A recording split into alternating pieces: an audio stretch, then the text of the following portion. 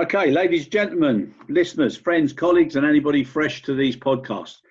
Today's episode's got somebody who'll probably throw a curveball when you hear his accent, but he's actually working in New York, and his name is Neil Lott, and he's the founder and CEO of Pacific Atlantic Handling, and we certainly hope he's got a lot to say today. So, Neil, welcome, my friend.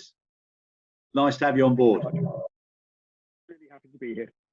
Good. Now, the reason I said curveball is because of that English accent of yours, Neil. So if you want to just give us a little bit of a background, firstly, of the services that your organisation delivers from Terminal 1 in New York, and then we'll get on to how you managed to get yourself over to the magic country. So thanks, Chris. We actually are a passenger handling company predominantly. We provide the full services in the passenger experience, check-in, boarding, turnaround coordination, weight and balance for all of the airlines that we service at JFK. Okay, brilliant. Right, so that's very good. And for people who are not 100% sure about the background, so we normally use everything above the wing. So you got weight and balance, you got lost and found, you got the baggage issues, you've got the check-in, and obviously you've got the gate management as well, and a bit of red cap, yeah? And a bit of red cap as well, yeah, for sure. And the lost and found is a product that we brought over to the US, where we felt that there was a need for international airlines to be supported in a baggage services product that wasn't really available.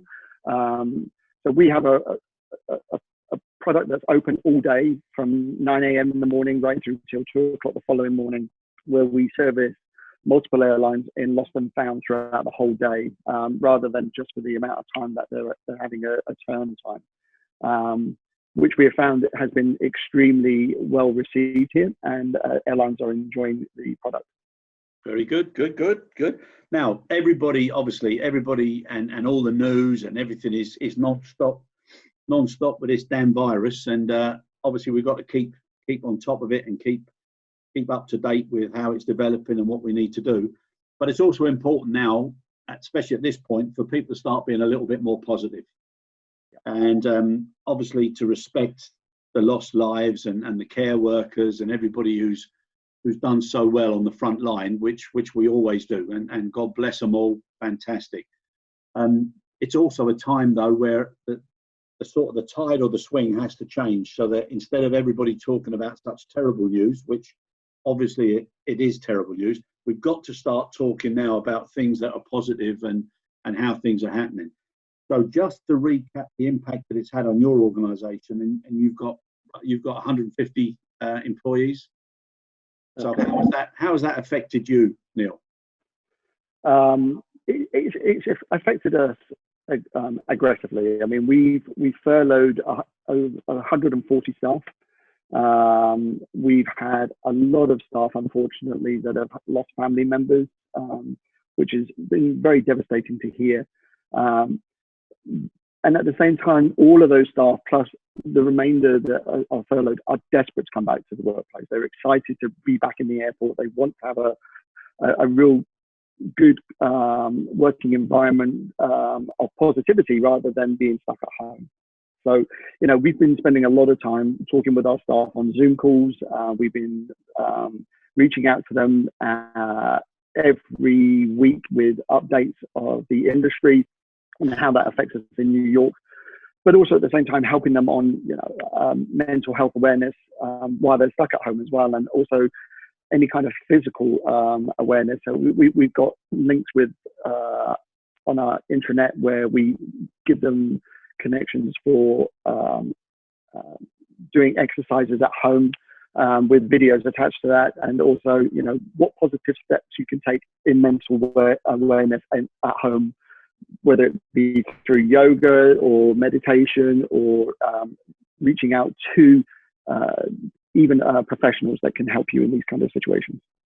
Oh, that's good. I think that's an excellent initiative, and it's I was going to say the wrong word again. I was going to say funny. It's not funny at all, but it's unusual how different people have different issues that affect them because of different reasons. and none of us are the same. So it's always good to have somewhere to turn to. And if it comes from your employer, you feel a lot closer and a lot more part of that particular family. So that's great. Thanks. Yeah, we've been really proactive in wanting to stay connected to our team. What makes your company is your staff.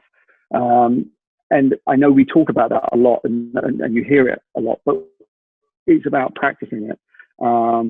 So reaching out to them and being engaged with them and sharing, how you're feeling as well as how they're feeling as well, builds that bond of closeness. And they have been really, really good in sharing how much they miss working, but also sharing what's bothering them as well, and reaching out to us if they need it.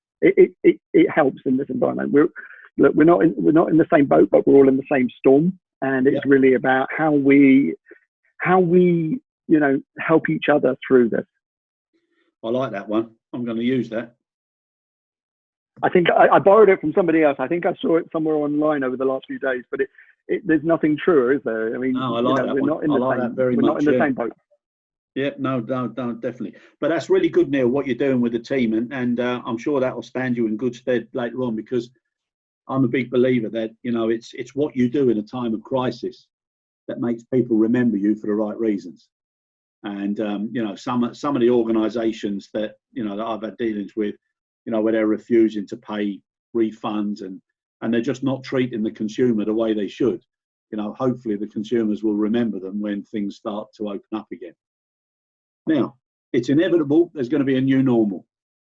So one of the things I think helping people to understand is that it is going to be a new normal. There's not going to be a return to all our yesterdays. So ways to help them with training. Are you keeping in touch with them by giving them online training at all? We do. We've got our own LMS, our learning management system, in place, and we have classes that they can do, and we've reached out to them to do whatever classes that we've actually got available for them. Interestingly, though, a lot of them have done extracurricular training outside of airport work as well, which I commend them for, because they're also trying to keep their own minds active at the same time. No, it's so important. In fact, it's something I know that the furlough word is probably a bit of an American term that the rest of the world is starting to know about now. But the concept of furlough seems to be a little bit of a double message, because if you were to take it literally and you get paid an amount of your original sum of money, but you mustn't do anything, it's also a little bit, it goes against what everybody is trying to do. So I would have thought that there should have been preconditions with furlough. So the conditions should be that you do help your organisation with administrative and interface with customers, so you keep that rolling. That you do maintain a certain degree of training, and that you do address certain areas that are necessary for when you do return. Because if all of those things are done as part of a prerequisite, you feel as if you're doing something back for what the furlough concept demands, I agree, but also at the same time, when people have usually been furloughed, it's for different kind of circumstances than what we're experiencing right now. So exactly, now you can only do so much training online at home, right? You can only do so much online learning overall. I think the most important element that I think we all need to be looking at really is about mental awareness, and how we keep each other strong and proactive and positive, even though all of us have no real idea of when this is going to end. And that's the bit I think we should really be focusing on as businesses, but also as individuals. Yeah, no, that's right. The word care has never been so underused, but necessary. So I agree with that. Now, in Terminal 1, where you do most of your work, obviously somebody else is responsible for the facilities there and the actual terminal. So if I was to be checking in, what would be different now than before for your staff? at the moment, everybody's wearing gloves, everybody's wearing face masks, PPE. All equipment is being cleaned and sanitized before usage and after usage. There has been temperature checks that have been used for passengers and not for staff at the moment, but that could be a possibility. I think maybe depending on what the government requirements are moving forward. Yeah. But all that has been done so far is to ensure that both the passengers and all of the staff are supported as much as possible with the sterilization and safe social distancing. So is it marked out on the floor, or are there certain wider queues, wider the old Disney streams, are they wider now?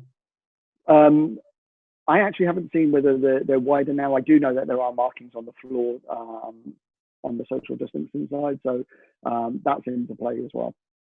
And right, we see a lot of obviously what's going on in the States, but it's such a huge country, and like we said before, it's like having 50 countries. Anybody that's lived there knows the difference between vacation and living, and it's like having 50 countries all in one. But with that in mind, obviously it's also on the positive side. Once they contain the virus and they don't want any external influence, the domestic market will pick up relatively fast. I think it will. I think the domestic market is going to be the stronger market for this summer and the autumn season for sure. As much as I would really want to see the international market come back strong, I just think it's going to take that a little bit longer, and understandably so. Again, I think it all comes back to waiting to hear what the government's guidelines are for each country, both departing and leaving, arriving, requirements are. Yeah. So I think especially in this country, domestic is going to be probably in aviation is going to come back faster. It won't come back as big, but it certainly will come back faster than international. Yeah, I think some countries and airports, I think they're looking at what their reciprocal partnerships are doing, and if it seems to be the same, then they'll have certain bilateral or tripartite agreements whereby then they can flow, because otherwise people are going to have to go into isolation as soon as they land somewhere, which extends the length of the time of a holiday, limits what you can do. So I agree with you. I think there's going to be a big reduction there. Can I ask you, Neil? As far as your own team now, when are they expecting to be back as new normal as possible? Yep. Sorry, you broke up there. Can you just ask the question again? As far as your team, so of the 150 staff that are, and most of them are furloughed, when are they expecting to be back working? That is all dependent on the airlines that we work with on when they're coming back. I think what I believe will happen is it will be a gradual return to work. And I think that over a period of 3 to 4 or 5 months, it will be bringing people back in a staggered approach rather than everybody just coming back in one time. Yeah, which is, that seems to be what's happening everywhere else. Well, now I've got to ask you something. How did you end up with an accent like that coming to the States? I've been in the industry before this. I worked in multiple airlines over the years. I started in '92 as a check-in agent for British Midland on the Virgin Atlantic handling contract at Heathrow Terminal 3, and fell in love with the industry right there and then. There was nothing better as a 19-year-old having an impact on somebody's life, watching them check in and get on a flight, going to their holiday destination of choice. And you are a part of helping that or servicing their experience and making them feel good about getting on a flight, going to New York, for example. And I got a bug from it, and I thought it was absolutely fantastic. And over the years, I'd worked for different airlines in different locations around the world, in Europe and the Middle East. And I last worked with United Airlines in Dubai as a station manager, and the US is a country I've always wanted to live in. To explain the reasons why, it could take forever, but there is something about this country I absolutely adore. The people in this country I find are absolutely wonderful as well, and to be here is a dream. And when I was working for United and going back and forth between Dubai and Chicago predominantly, I just used to get a buzz out of it, and wanted to, really thought, what can I do to be here? And I thought, well, I've always wanted to be my own boss. And I think after work as an impressionable 19, 20-year-old watching Richard Branson start an airline, and you're checking in for that airline and the people that are there, the passengers that are coming through, I thought one day maybe, I'd like to own my own company. Didn't know what it was, didn't know how it was going to come about. And about 4 years ago, I just got to a point where I thought, I need to make a change in my life. And what do I want to do? And I'd done some consulting work after leaving United, and I thought, and it was at JFK. And I thought, yeah, this is it. I know what I want to do now. And I want to provide services that international airlines and airlines in general say they want, but they don't always get. And I wanted to make my little footprint initially with being a unique service provider, or more partner to the airlines than just being a handler. So we got started. We put our life savings into starting up a company here, and said, if we're going to do it, we're going to go full on. And we built a company from the very beginnings, from foundations. And over a 2.5-year period from when we started the company to then operations and to today, we went from originally 8 staff members, including myself, up to 150 and servicing multiple airlines at JFK. And, it is that 19-year-old dream come true. Fantastic. No, that's lovely. That's lovely. I must say, some of the things that you said, I had the same. I had the same thing ever since being a youngster. I always wanted to go and live in the States, and I had my opportunity and went to Atlanta. I loved every minute of it. Absolutely fantastic.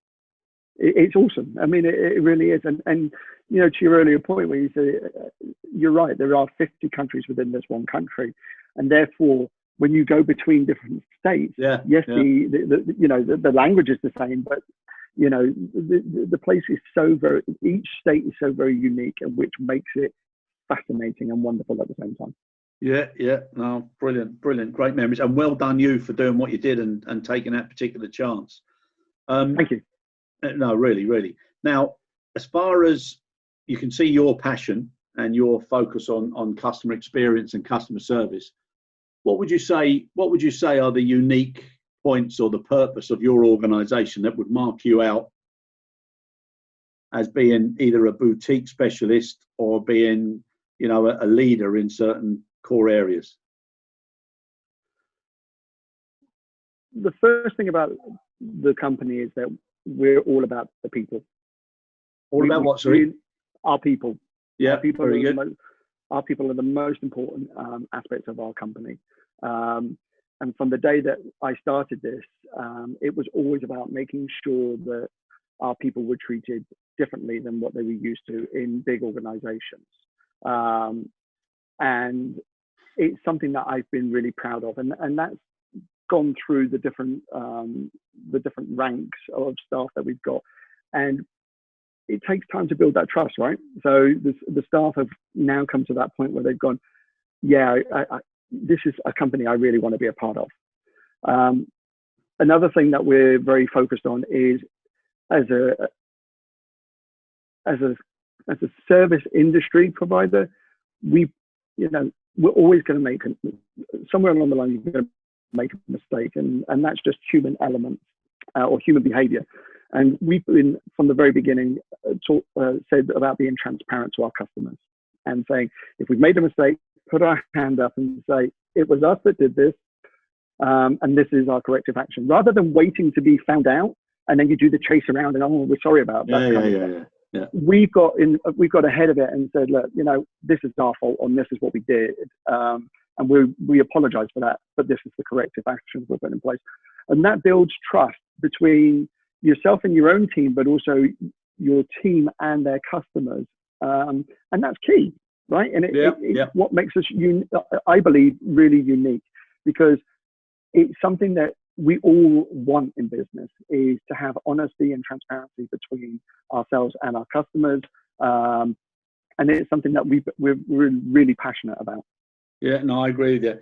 And it's a hard thing. It's a hard thing for a manager or a leader or a boss or a company owner to actually say to their people, look, we want you to do as best you can, really go beyond what people are thinking that you will do. And if you do fail early, but be confident that we support you when you fail, as long as you learn even quicker. Absolutely. And that's really who we are. Yeah, no, and you're right, and customers need that. Now, obviously, in the role that you're playing, you're representing so many different carriers, so your staff have to be very, very flexible, and they have to follow the guidelines and the brand or the DNA of each one of those particular carriers. Yep. Now, I would imagine one of the things that's that people, whether they're on the staff side or whether they're on the passenger side, everybody, all of us, we're all weighing up risk. And we're all weighing up that balance between fear and confidence. How important do you think it is to let the passengers or to let people that work for you also have that transparency of the risk elements, but what mitigation is being taken to bring the needle across to an acceptable level? It's a really good question. I mean, we have to do what the airlines require us to do for their products, right? So, it's a fine line for us, because we are a service provider representing an airline, and therefore we've got to adhere to what those airlines want us to do on their behalf. The way that what we do is we just have that transparency with our staff, and talking to the customers and saying what we're doing from a local level in being conscientious of social distancing and behaviours, and making sure that we actually adhere to all of the requirements. Yeah. We're kind of that piggy in the middle scenario. So we've got to be very conscientious that we don't overstep our mark, because we're actually representing somebody else. Exactly. And are you finding now that it's the airports that are leading the way with regards to the safety measures and the guidelines for the terminals, or the carriers are sort of influencing what they consider to be the requirements from their perspective? It's a mixture of both. I mean, airports are already taking a lead in what they want on their own facilities, and then airlines are doing that for on board the aircraft as well. So it's a balance that, the airports will ultimately be the driving forces, I believe, in how all of the requirements are met on the ground. But then when it comes to going on board the aircraft, it will be ultimately each airline's responsibility of what they want and how they would like the general public to be on board aircraft.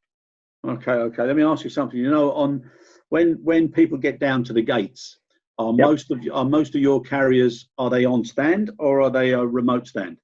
No, they're all on stand. They're all on stand. So how is the waiting area controlled now? So at the moment, it's all controlled with each gate. Everybody's wearing, staff-wise, are wearing PPE. Passengers are wearing PPE as well. Everybody that comes into the building is wearing face masks. And are they supplied on entrance, or are they left up to each individual? I believe, because I haven't been there myself, so I haven't actually double checked. But I believe that there is a mixture of both. The terminals are leaving them there, but I can't 100% say. So, but people in general, when they're traveling, are coming to the airports with their own face masks. Okay, so and is there social distancing practice in the waiting area? There is, yeah. I have to say that at the moment, the airport is extremely quiet. So, you've only got several flights per day that are operating, and the timings of those flights are spread out. So therefore, social distancing isn't really an issue in a gate area at this particular moment in time because there are multiple gates available. Okay, and what about when they go from the terminal down the finger to the aircraft? So how's that spacing on the queuing before getting onto the aircraft? It's just a little bit more distancing between each passenger and slower in the boarding process. Boarding has been slower just because of how everybody is interacting with each other.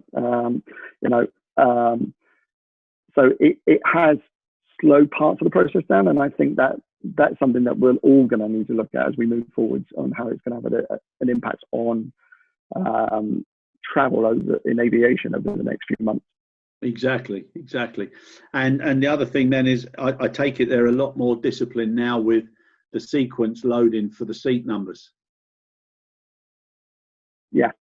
So there's a lot more discipline. People in general are being a lot more proactive, being a lot more respectful of the requirements of, taking a step back, boarding when they're supposed to board. It's a little bit calmer than it has been. Yeah, I was talking to some people with carriers, and they were saying, ironically, now people are saying to them that whereas when they were in business or first, they wanted to board first, but now if people are having to walk past or through business, they want to board last. So yeah, it's a turnaround there with regards to priorities. Indeed. Yeah, no, amazing. Well, let me ask you something else. What made you choose New York when you were spending most of your time with United in Chicago? Going back to what I was saying earlier, as a 19-year-old, when growing up in Devon, I had watched TV shows and movies of every era that you could think of, or genre, I'd say, you could think of. And, one of the cities that is always used is New York. And when I first got here, I fell in love with it. And I just thought, this is the city I want to be in. And it really was about personal, happiness over initially than anything else, because it was, a city that I've always enjoyed coming to.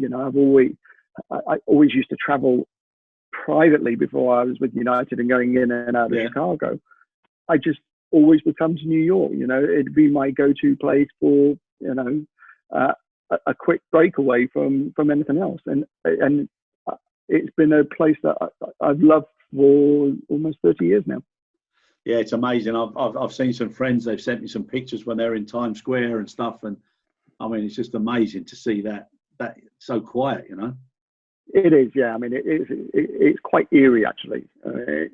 Again, it's kind of like a movie set. It's a scene from a movie that it shows you when everything has been dispersed, but now it is actually like that, and it's quite eerie. Yeah. Now, as far as interface with the carriers, and you were talking about the sorts of training that you give your staff and the inspiration or the guidelines that you give to them, are the airlines doing anything specific now for staff that represent them with regards to certain messages or how to deal or how to respond to customer concerns or fears? Are they giving any special training? They're giving them out to their own staff and giving us guidelines of what they would want us to do. I mean, the only flights that we've been doing over the last few weeks, to be honest, Chris, are repatriation flights, rescue flights back to home countries. There is no normal service of flights, so they have been a little bit different than normally. So the conversations or the direction from the airlines has been very much about, this is how we need it to be done. The handling of the flight needs to be done, and everybody needs to be wearing their masks, everybody needs to be wearing their gloves, and the crew themselves are all, very much in PPE, head to toe. Yeah, no. Okay, well that's good. Now, within the new normal, what are you hoping for now when everything comes back on? I think the industry needs to change. I think, in airports, especially, and that's my area that I know more than other sides of the industry. But I think there needs to be more about eco-friendly. I think the one thing that the pandemic has proven for all of us is that the world has started to change in for the better for itself, and the skies are a lot clearer, the air is a lot fresher. And I think that watching what the airlines have been doing by putting older aircraft, more higher fuel consumption aircraft into retirement is certainly the right steps forwards. And I think that will be one of the focuses moving forward, is about how we work in this industry being more eco-friendly, more efficient.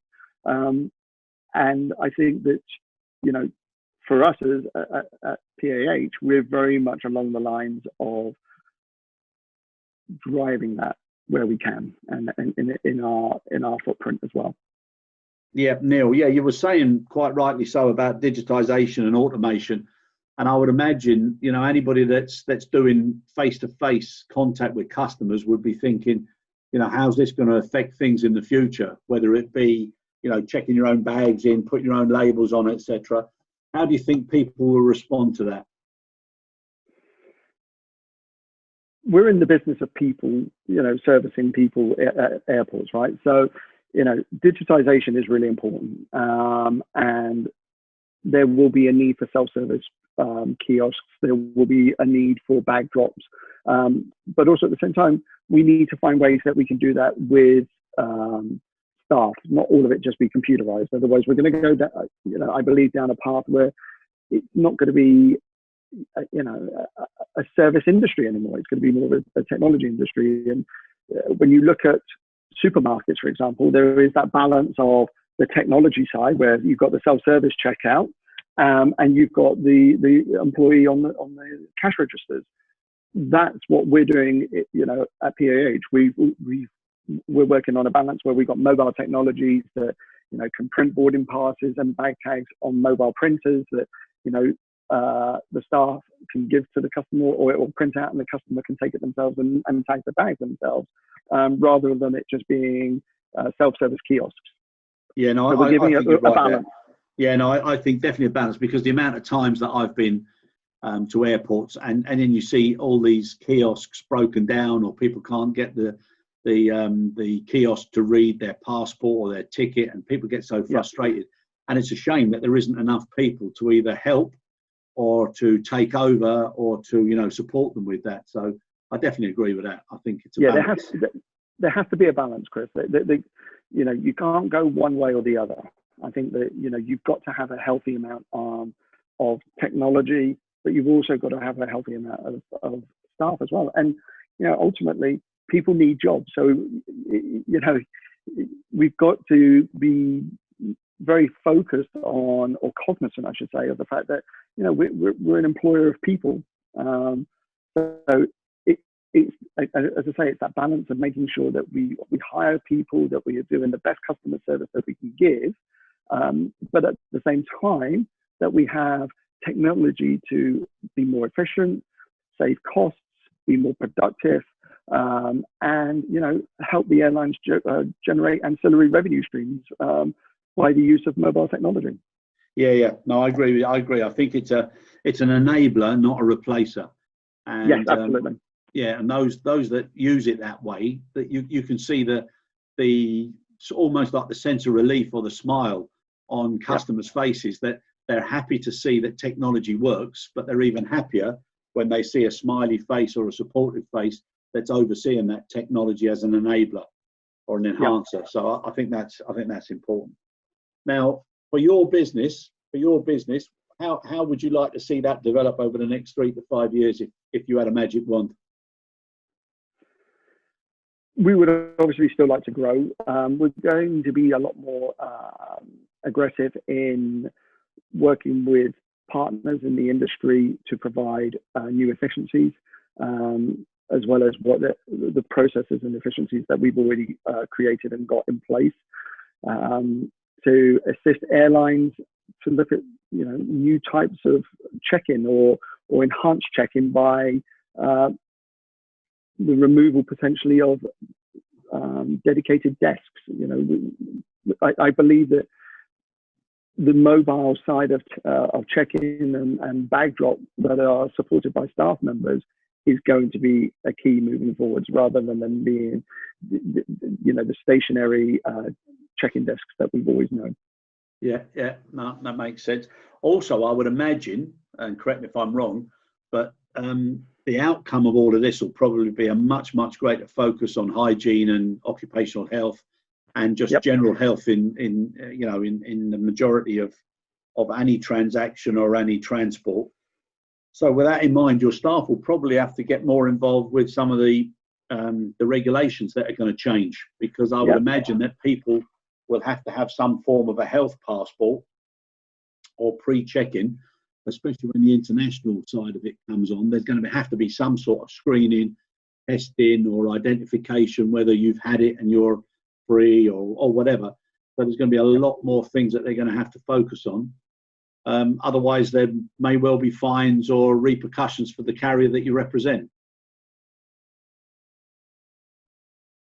That could possibly be the case. I mean, again, until we actually really know what the requirements are from each government, it's hard to know what is required of us, as a service partner, but also, the airlines as well. I mean, there's certain elements that they can do for their own flight, absolutely, but and we do need more clarity from the government about what their expectations are and what the rules they're going to enforce. Yeah, exactly. Yeah, that's going to be the big game changer, is how quickly and how clearly people communicate. Because if you communicate early, then people can cooperate, and you get cooperation, you get collaboration. And I think at the moment there's so many differences and so many people who think that they're experts, and they're all giving opinions, and it's confusing more than it is, giving people clarity or direction. Yeah, it is. I mean, everybody's got an opinion, right? And that I think it's good that people have opinions, but it's unhealthy that everybody feels that they need to share it, and that it's their opinion that's more important than doctors and scientists and policymakers that have been doing this for decades. So that's the concern, No, exactly. And how are you doing with the lockdown? Or I take it you're still in a bit of a semi-lockdown? Who, personally or as a business? Yeah, no, personally. Personally, it's been fine. I mean, I'm married with 4 children, 4 daughters. So I'm the only guy in the house, apart from the dog. So that has its challenges as well, living in a house of 5 women. But overall, it's been good, and the one thing it has given us is a lot more time together as a family. Which has been superb. But I think also at the same time we're all ready to say, can we get back out now? Yeah. But like you said, though, it's some of the things that are important. It's also made people really focus on that as well. Family, health, what you do with your time, making memories, all the things that sometimes, everybody was working so fast, so hard, keep pushing, driving, you forget some of those things. And I think it's brought a lot of people down to earth and given them a new focus and reality. A point earlier that you raised about being eco-friendly. Now that people are getting a little bit more accustomed to working from home, and managers are seeing that it's fair and productive, obviously that will reduce the amount of transport in and out, the journey back and home, so people will get more hours with their families, so things like that will change. And I would imagine that with that in mind, a lot of additional activities perhaps you could be doing for carriers in the future because of that, having people working from home doing certain functionality. You think that there's going to be many more services that would swing across to a third party or outsourcing? Yeah, for us, for example, as a company, I was always about trying to change the mold of the way that traditional handling was done, both in the airport, but also from an administrative point of view. So, from the back end stuff, I've actually had staff working from home for over 18 months. And the reason that I've done that is because I think that sometimes I believe that it's a lot more efficient. You get better productivity. It reduces your fixed costs. And while you need an office to a degree in certain elements of it. I don't believe you need you don't need everybody in one place all the time. You can actually do remote working. So the transition for us when this started a couple of months ago was actually not very difficult for those that already work behind the scenes. From a service point of view in the airports with the technology, yes, there will be there will be third parties that we will work with to provide holistic services for airlines and airport authorities, rather than it just being the traditional way of doing so, handling. And that's where it will, increase flow, productivity, reduce costs, and most importantly, still keep people in jobs. Yeah, no, I agree. It's probably more important now to keep people in jobs than ever before. But with the social distancing criteria, which is going to be around for at least another, I don't know, 12 to 18 months until a vaccine is found, and then perhaps it will be seen to be an appropriate measure to carry on further. But when you look at the size of some of these call centres and the cramped conditions in an awful lot of offices, as that's going to change, there's going to have to be alternatives. And, working from home, as you said, can be very, very productive in some areas because people have got the flexibility. And the people that I know, or people that have done some work for me, they tend to do more work than they would have done if they were in the office. Yeah. So, again, it's going to be a balance, Chris. I mean, you do need people in offices, but you also, the trends have started to change anyway over the last 10 years with more people working from home. And where you can work from home now, I think more companies will be engaged in doing that, and that's where technology providers are going to be in more demand, I believe, over the coming weeks, months, and years. Yeah. Well, let's hope now with all the brains that we've got at the head of our two companies.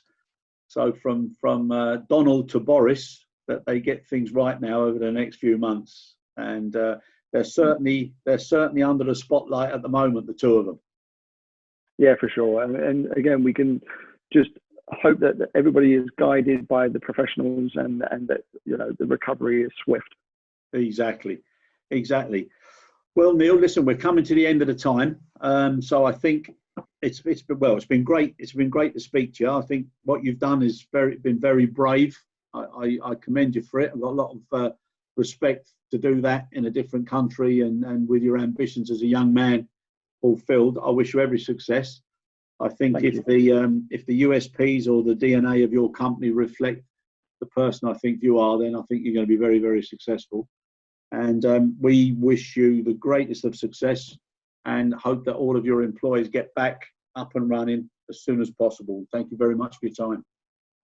Thank you so much, Chris, and thanks for giving me the opportunity to have a chat with you and just share ideas together. No, exactly, and that's what it is. That's what it is, Neil. It's sharing them together, and then coming up with the best options, and then people being brave enough to follow them. Agreed. Thanks, Chris. Take care of yourself. Good luck, Neil. Thank you, sir. Thank you now. Bye. Bye-bye.